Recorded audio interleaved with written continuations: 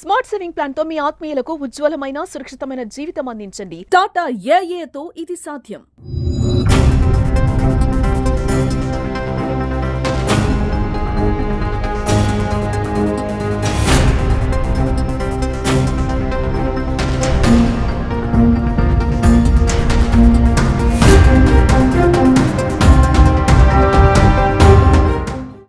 BC hostel నుంచి బుధవారం పొద్దున బయలుదేరిన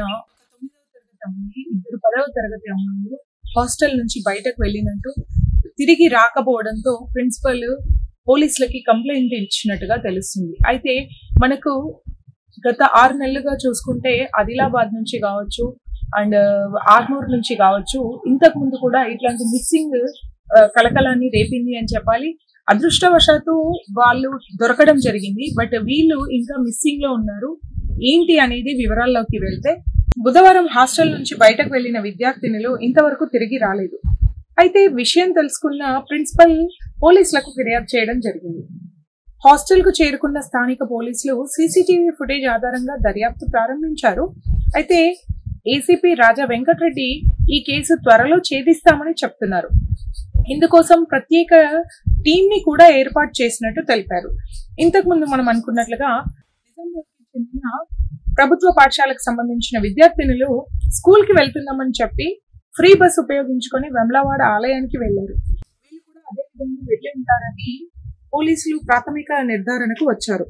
చదువు నుంచి కొంత విరామం కోసము లేదా ఉన్న ఒక ఫ్రీ బస్ అనే కాన్సెప్ట్ ని దృష్టిలో పెట్టుకొని తరచూ ఇలాంటి సంఘటనలు గత 6 నెలలుగా మనం చూసుకున్నాం. అయితే ఇప్పుడు కూడా అదే విధంగా వెళ్ళి ఉంటారు అని పోలీసులు అనుమానిస్తున్నారు.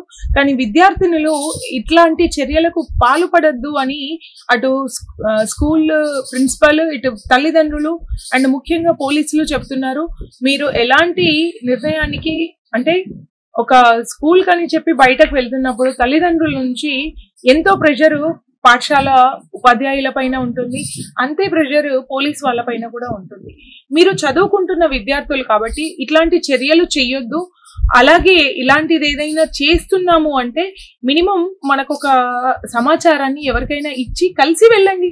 మీరు ఇటు తల్లిదండ్రులకి అటు ఉపాధ్యాయులకి చెప్పుకొని వెళ్ళండి, వాళ్ళ అనుమతి తీసుకొని వెళ్ళండి. కానీ అనవసరమైన ఇట్లాంటి చర్యలకు పాల్పడి పోలీసుల కాలాన్ని మళ్ళీ తల్లిదండ్రులకి ఉపాధ్యాయులకి టెన్షన్ ని తగ్గించండి.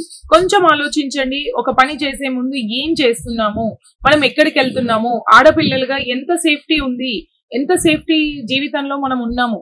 సో సొసైటీలో చాలా అన్సేఫ్ గా ఉంది పరిస్థితి. మీరు ఇలా చెప్పకుండా వెళ్ళడం వల్ల ఆ ఇంపాక్ట్ తల్లిదండ్రులకి ఉపాధ్యాయులకి పోలీసులకి ఇంతమందికి మీరు డిస్టర్బ్ చేసిన వాళ్ళు అవుతారు. ఇలా చేసే ముందు ఒక్కసారి ఆలోచించండి. ఇది మా సుమన్ టీవీ తరఫున మీకు ఒక సలహా.